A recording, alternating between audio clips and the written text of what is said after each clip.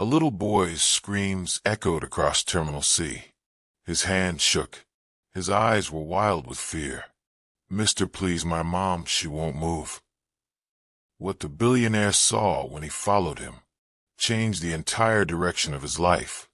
Just as Collins Peterson reached for his phone to salvage what remained of the day, a scream shattered the sterile calm of Terminal C.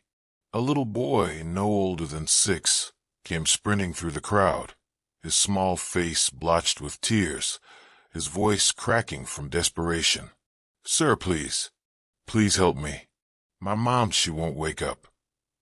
Without hesitation, Collins dropped his briefcase and something deeper, his priorities, his pride, his pretense.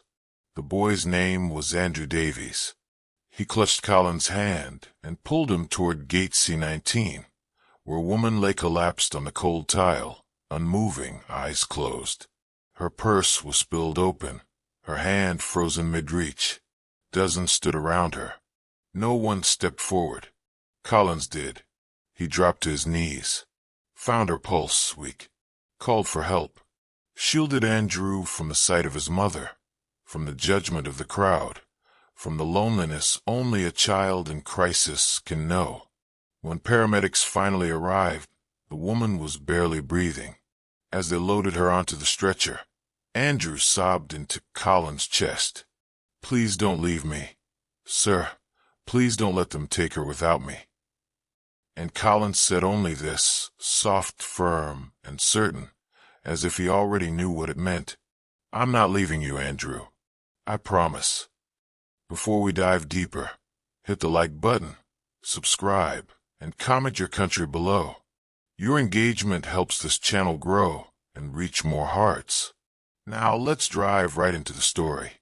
Collins held the boy's hand tightly as they wove through the stunned terminal. Andrew's small fingers trembled inside his. Every few steps, the child looked back, as if afraid the world might vanish behind him. "Where's your car?" Andrew sniffed. "Just outside," Collins said. "We'll get there fast." The automatic doors whooshed open, spilling cold wind against their faces. His black SUV idled by the curb, his driver, Martin, standing beside it, confused. "Sir," Martin asked, glancing at the boy. "She collapsed in the terminal. We're going to St. Anne's." "Now." Martin didn't ask another question. He opened the door. Andrew scrambled into the back seat, hugging his knees. Collins slid him beside him. "Seatbelt," Collins said gently. Andrew fumbled with it. Collins helped, then glanced down. The boy's eyes were bloodshot, his bottom lip quivering. "My mom was just trying to get us to Grandma's," Andrew said. "She was tired, real tired. But she said we'd be okay once we got there." Collins frowned. "Where's your dad?" Andrew shook his head. "Don't got one." The SUV pulled onto the freeway, lights blurring past. Collins loosened his tie, something heavy settling in his chest. "She works all the time," Andrew whispered. "Waitressing, cleaning houses. Some nights she doesn't even sleep." Collins stared out the window, jaw tight. His phone buzzed again. Call from Jessica, urgent. He silenced it. Then another came in, his CFO. Then his London office. Then the board. He turned the phone off. Andrew leaned his head on Collins' shoulder. "Is she gonna be okay?" "We're almost there," Collins said. "She's in good hands now." St. Anne's glowed like a beacon in the night, its red letters blinking in the dark. Martin pulled up fast. Nurses stood at the ready, alerted ahead by Collins' assistant, who, God bless her, knew how to move mountains even when confused. Collins scooped Andrew into his arms. The boy didn't protest. Inside, it smelled of antiseptic and fear. Monitors beeped in the distance. The moment Sarah Davies' name was spoken, a nurse waved them to the back. Collins set Andrew down beside a curtain, just before they wheeled Sarah past them. "Mom," Andrew cried. She didn't respond. A doctor barked orders. "IVs. Oxygen. She's crashing. Someone muttered.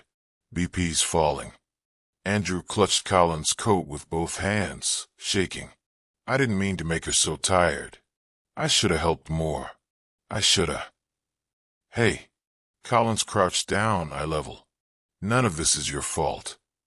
But what if she, his voice broke, dies? Collins placed his hand on Andrew's small shoulder and looked him in the eye. Not today, he said firmly.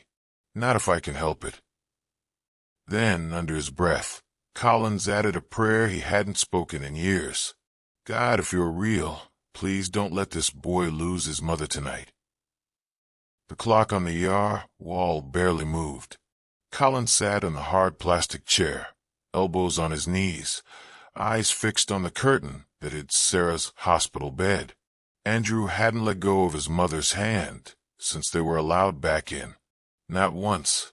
His little fingers wrapped around hers, like she might slip away if he loosened his grip. Machines beeped steadily beside her, but Sarah hadn't woken up. Why won't she open her eyes? Andrew whispered. Collins placed a hand gently on the boy's shoulder. She's resting. The doctors are helping her. A moment later, the curtain pulled back. A middle-aged man in green scrubs stepped in, his expression serious, but not unkind. Mr. Peterson? He asked, glancing at the chart. I'm Dr. Hanley. Collins stood. How is she? Dr. Hanley sighed, then stepped aside to let a nurse adjust Sarah's fore. She's stable, but her body had shut down. Andrew looked up, frightened. Collins knelt down, so the doctor wouldn't speak over the boy's head. Her heart strong, but she was severely dehydrated, malnourished. Blood pressure crashed. She's been working far too hard for far too long. She works at 2 restaurants, Andrew said softly, and she cleans offices at night. The doctor's expression faltered. That would do it. He looked to Collins. If she'd collapsed anywhere else, if you hadn't gotten her here, when you did, she might not have made it. The words sank like stone into the room. Collins swallowed hard. What does she need? Rest. Fluids. Real food. She needs to stop pushing her body past its limits. What's the plan moving forward? Dr. Hanley hesitated. That's the part that gets tricky. We found no insurance on file, and her chart indicates she hasn't seen a doctor in years. Collins didn't blink. Give her whatever care she needs. I'll cover everything. The doctor stared at him. That's generous. Collins' voice was low, firm. It's not generosity. It's what's right. He didn't say more. Didn't explain the heaviness in his chest or the fact that watching that boy cling to his unconscious mother stirred something deeper than logic. Maybe it was guilt. Maybe it was grace. Andrew rubbed his eyes. Can I stay with her? Dr. Hanley gave a soft smile. Only if you're very quiet. Andrew curled up in the chair next to Sarah's bed, still holding her hand.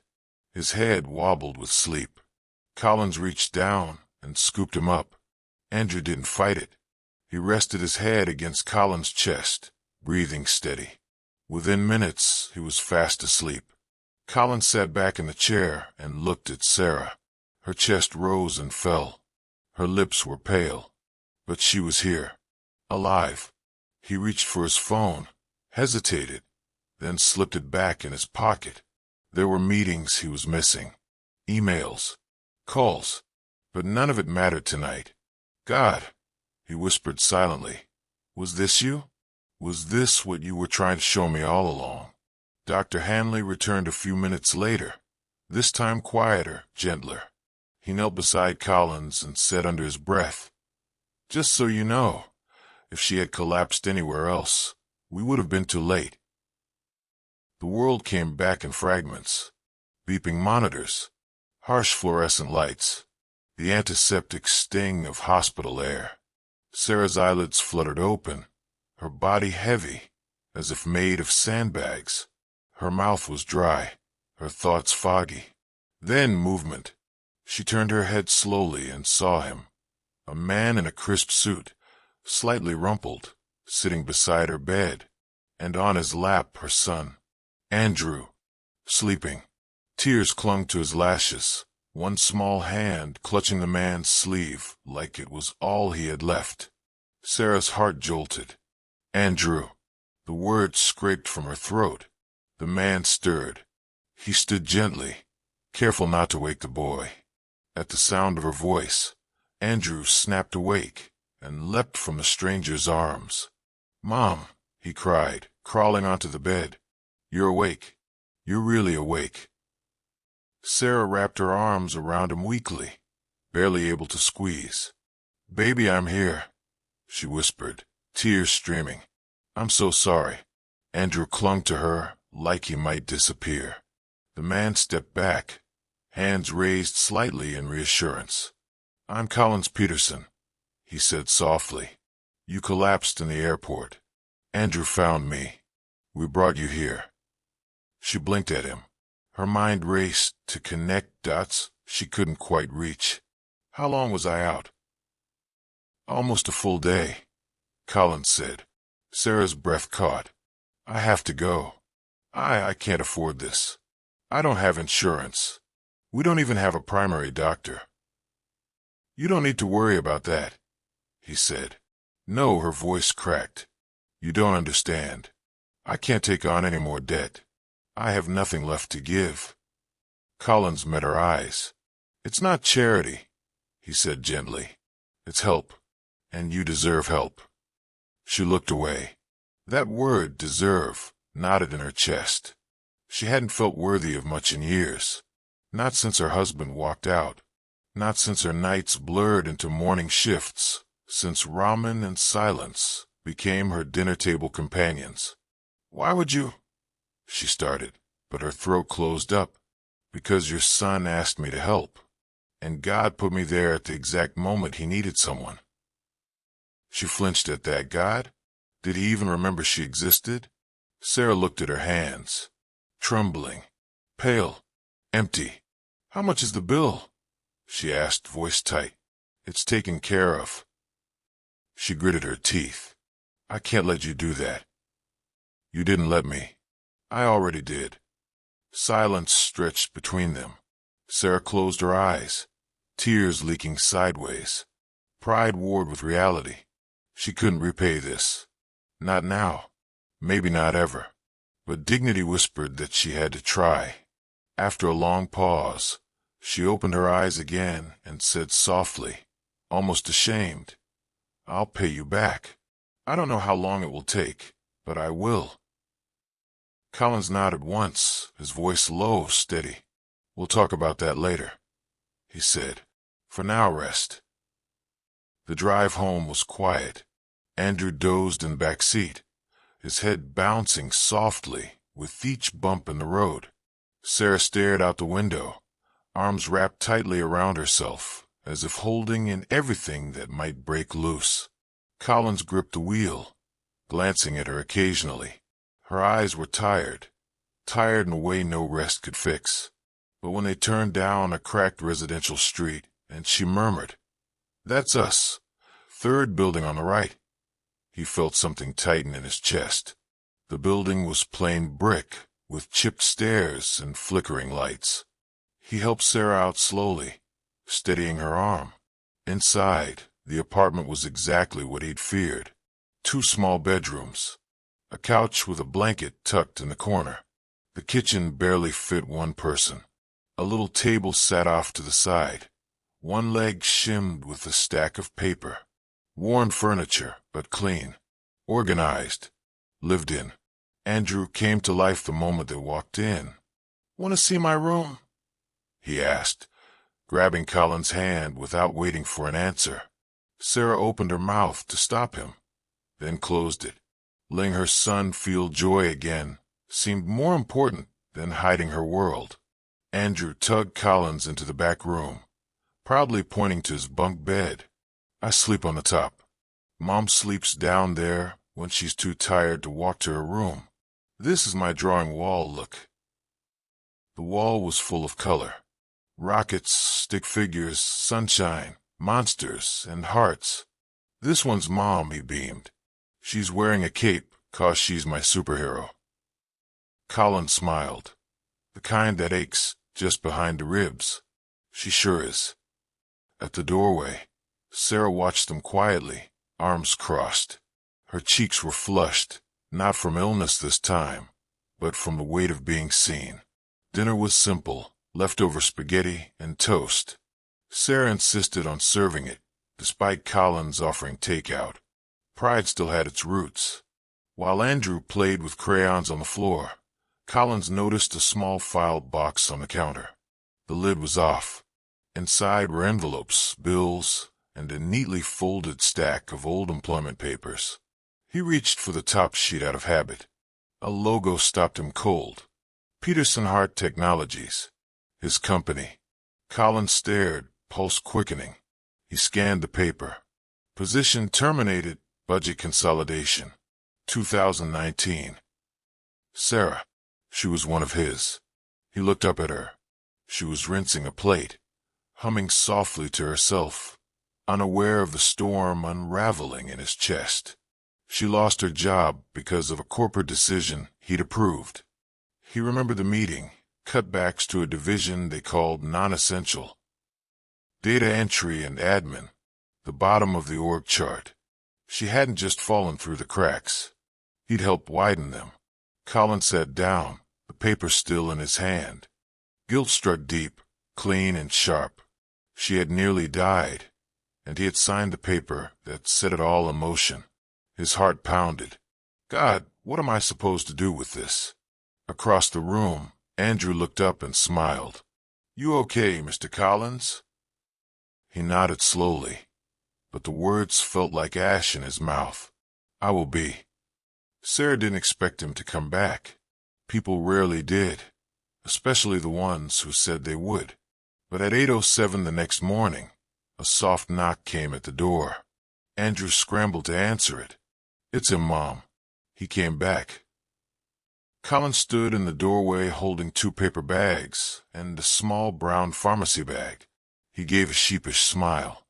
Hope you're hungry. Sarah blinked, still in her robe, one hand resting on the doorframe for balance. You didn't have to do this. I know, Colin said, stepping inside. I wanted to.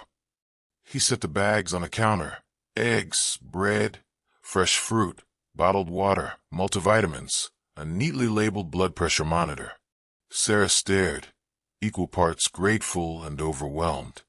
I'm not used to people showing up, she murmured. He paused, then looked her in the eye. Maybe it's time that changed. She swallowed and turned toward the sink, wiping her hands on a dish towel that had seen better days. What are you really doing here, Mr. Peterson? Collins cleared his throat, suddenly nervous. I came to make you an offer. She looked at him sideways. What kind of offer? He reached into his jacket, pulled out a folder, and placed it on the table between them. A position at Peterson Holdings. Sarah stared at it like it might bite her.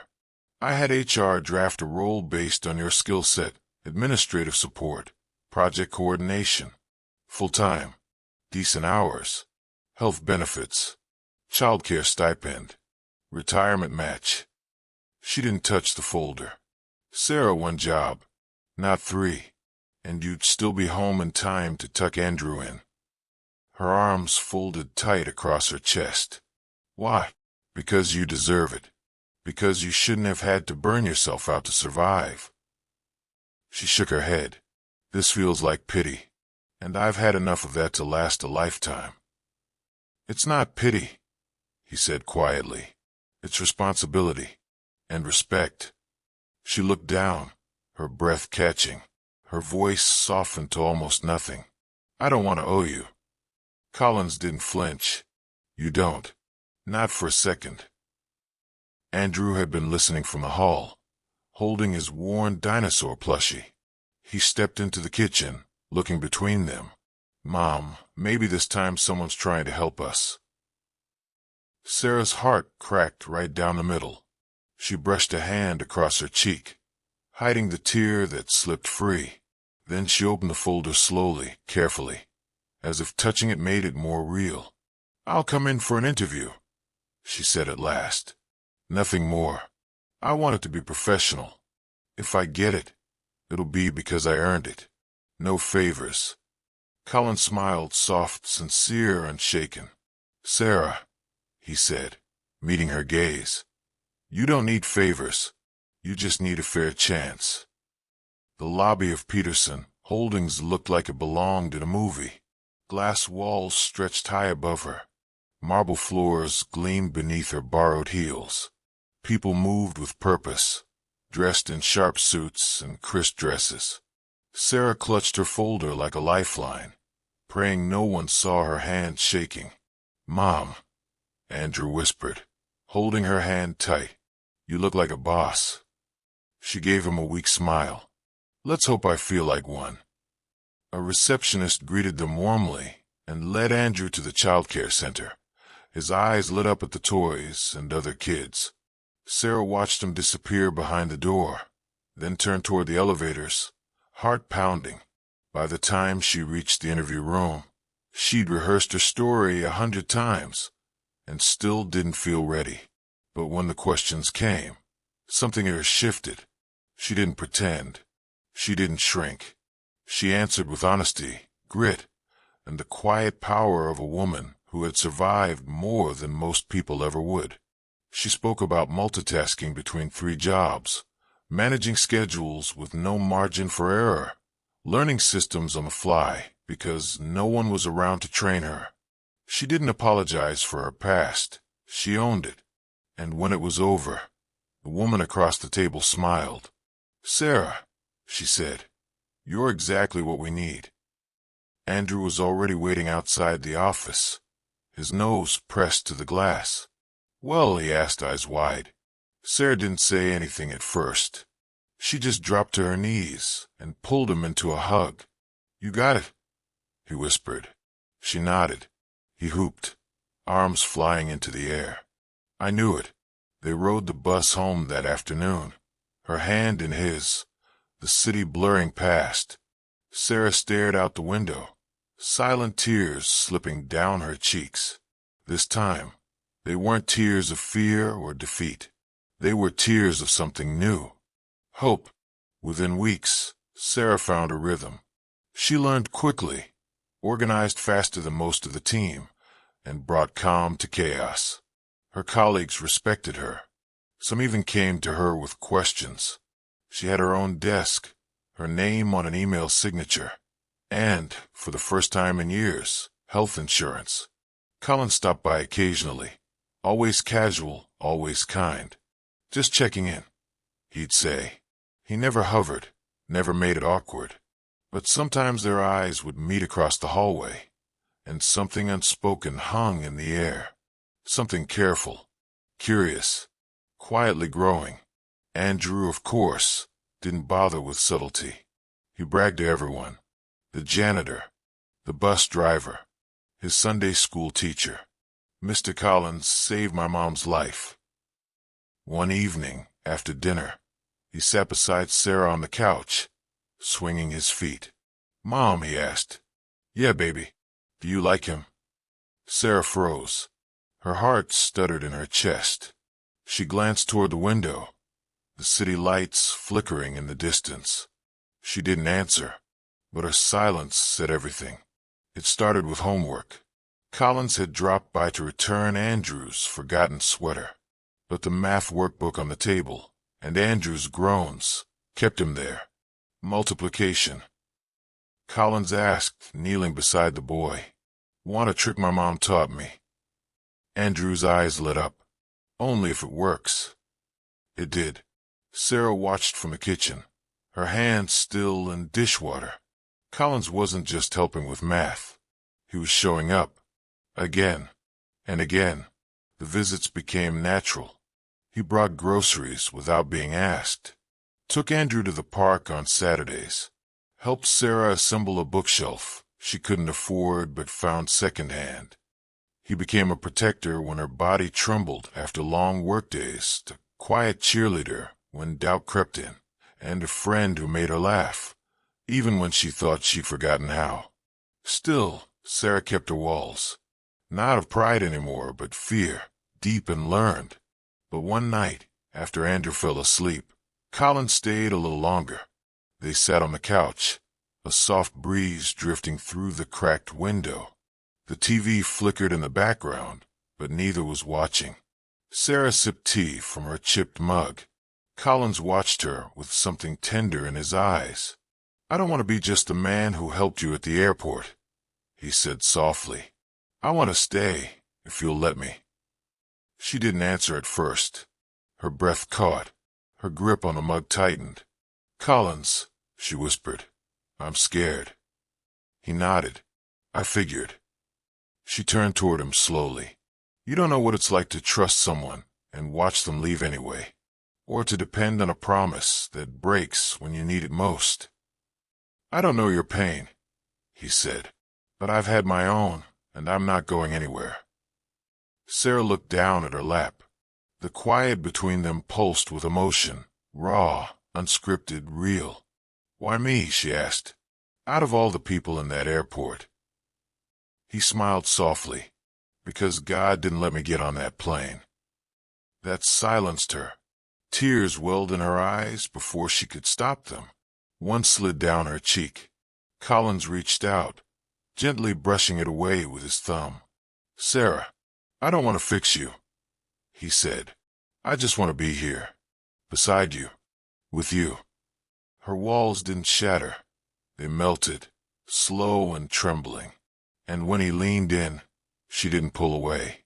Their kiss was hesitant, tender, full of all the words neither had spoken aloud. It wasn't a fairy tale spark. It was something deeper, a promise written in silence, sealed with a single breath. When they pulled apart, Sarah rested her forehead against his. "I'm still scared," she whispered. "So am I," he said, "but I'm still here." Outside, the city murmured on, but in that small apartment, something sacred unfolded. The beginning of a love built not on rescue, but on presence. The late afternoon sun dipped low over the park, casting golden light through the trees. Laughter echoed in the distance. The air smelled like autumn and cinnamon. Sarah sat on the old wooden bench, sipping coffee. Her hair framed her face gently, eyes bright with peace. Not the kind you fake, but the kind you fight for. Andrew darted across the grass, chasing a leaf like it was treasure. He laughed so hard, he tripped and fell, then laughed again. Collins was beside her, one arm draped loosely across the back of the bench. For a long time, they said nothing. They didn't need to. The silence between them had become sacred safe. Then, without a word, Collins stood. He turned to face her and knelt, not with a ring, not with grand gestures or flashbulb promises, but with a truth that had taken root over months of shared dinners, tears, homework sessions, long walks, whispered prayers, and quiet healing. "Sarah," he said softly, "I want to build a life with you, with Andrew." Her breath caught. He continued, eyes steady. "You're not a burden. You're not charity. You're not a project I'm trying to fix." He took her hand gently. "You're the family I didn't know I was missing." Tears welled in her eyes almost instantly. She hadn't let herself dream of this, not really. She'd imagined loss. She'd rehearsed goodbyes. But this, a home in someone's heart, this was holy ground. Her lips trembled as the tears slipped free. "Why me?" she whispered. "Because God didn't just save you in that airport," Collins said. "He saved me too." Sarah nodded slowly, unable to speak, but her hand clutched his tighter. Just then, Andrew ran up, dirt smudged on his cheek, hair wild with wind. "Are you crying again?" he asked, tilting his head. Sarah laughed through her tears. Collins stood and pulled them both close. Andrew pressed his face into Collins' chest and wrapped his little arms around them. "I knew you'd stay," Andrew said, muffled into the hug. Collins kissed the top of his head. Always, buddy. I'm not going anywhere. The weeks that followed glowed with quiet joy. Sarah, now full of grace and strength, led meetings at Peterson Holdings with confidence. Her voice no longer trembled because she knew it mattered. Andrew flourished. He laughed louder, dreamed bigger. His drawings covered their fridge, rockets and hearts, and a picture of the three of them holding hands. Collins became a part of their everyday. School pickups, late-night snacks, prayers before bedtime. Their apartment hadn't changed much, but now it pulsed with warmth instead of strain. Laughter echoed in the kitchen. Music played on Sundays. And love, real, steady, unscripted love, lived in every room. Sometimes a missed flight isn't a mistake. It's a divine intervention. And sometimes the smallest voice in an airport, a tear-streaked little boy begging for help, is exactly what God uses to reroute a man's entire destiny. If this story warmed your heart, please like, share, and subscribe. Remember, sometimes a missed flight is God's way of guiding you into your purpose.